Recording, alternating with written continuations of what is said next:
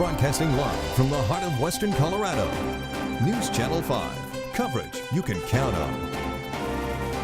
A Clifton man is sentenced to spend the next 14 years in prison. Today, Christopher Baker stood before a Mesa County judge for killing his best friend and sexually assaulting his 3-year-old daughter. Baker was already charged with aggravated incest on his 3-year-old daughter, and when he was out on bond, he was arrested again for strangling a man whom he refers to as his best friend. Baker didn't have a previous record and took a plea deal to accept reckless manslaughter charges. Well, I thought they were friends. Chris had been in my house on multiple occasions. My husband and I had actually even helped Chris out a couple of times ourselves. So when we found out that he had murdered my son, it was quite a shock to the rest of us. In total, Baker is sentenced to serve 8 years for the death of Matt Wilkerson, along with 6 years for aggravated incest on his daughter. The presiding judge said he had his hands tied by the plea deal agreement, but managed to give close to maximum sentencing for the crimes. Well, authorities are investigating a possible homicide regarding a Mesa County man at the state prison in Sterling. Cody Gray was serving a life sentence for convictions in Mesa County on charges including sexual assault, drug abuse, and burglary. The Colorado Department of Corrections didn't say how or when he died, but his death is under investigation. Online prison records said he was 32.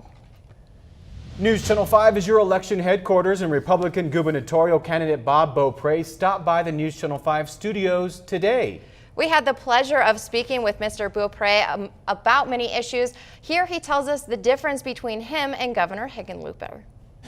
Republican gubernatorial candidate Bob Beaupre is here in the News Channel 5 studios. Thank you so much for being with us today, and let's get right into it. What makes you different from Governor Hickenlooper? I can make a decision. He seems to have an... Later in the show, we get into Mr. Beaupre's view on education and his thoughts on how this area for Colorado will improve. Scams continue to hit Mesa County. According to the Mesa County Sheriff's Office, late last week and even today, deputies have taken reports of scammers that have been calling residents saying they're from the IRS, claiming the victim owes them money, which has to be paid right away. The Mesa County Sheriff's Office says this is a scam and do not fall for it. They add that nobody should believe or expect their bank or credit card company to request personal information or payment over the phone. Well, Mesa County was granted a year extension for the community response program that helps to provide resources for child abuse. Prevention services. This program is for families at risk for child maltreatment to access services without having to open a case with the Department of Human Services. It provides families with case management, service linkages, and community support. This plan was implemented in January and expired in June, but was approved today for another year because of the success the program has had in preventing child maltreatment and strengthening family functioning.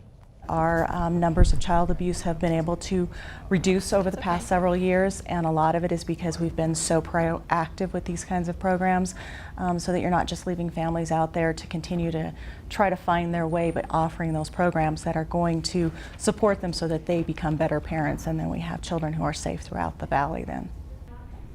So far, more than 70 families have benefited from the program. This service also helps to prevent high financial costs associated with families being screened in to the child welfare system. Mesa County Public Works was granted more than $60,000 to restore and enhance a wetland site in Grand Junction.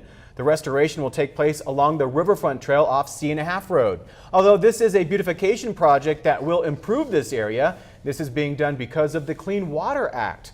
This act is a federal law to preserve wetlands by offsetting future impacts for road and bridge projects. The work on this area will include removing the invasive plants and planting other more desirable ones.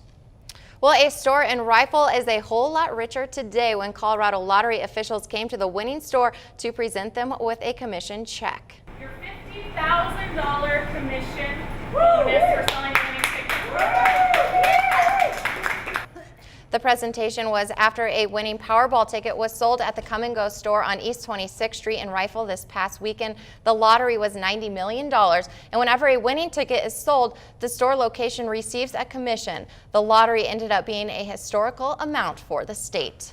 We do also have a check to present today to the store manager and the district manager of this Come and Go store. $50,000 commission is what we're talking about, and that's a pretty nice chunk of change for this store. Largest in Colorado history, this lottery. So very, very exciting for the state and for for us as well.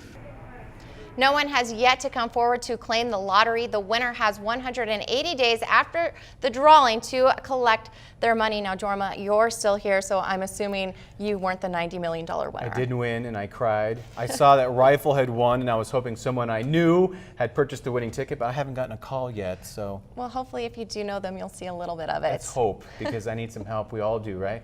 Well, still to come on News Channel 5 at 10, neighboring apartment buildings are forced to evacuate after a Grand Junction patio lights up in flames. Find out if any other structures were damaged. Plus, a popular family facility shuts down for the week. Find out why and if any parts of the center remain open.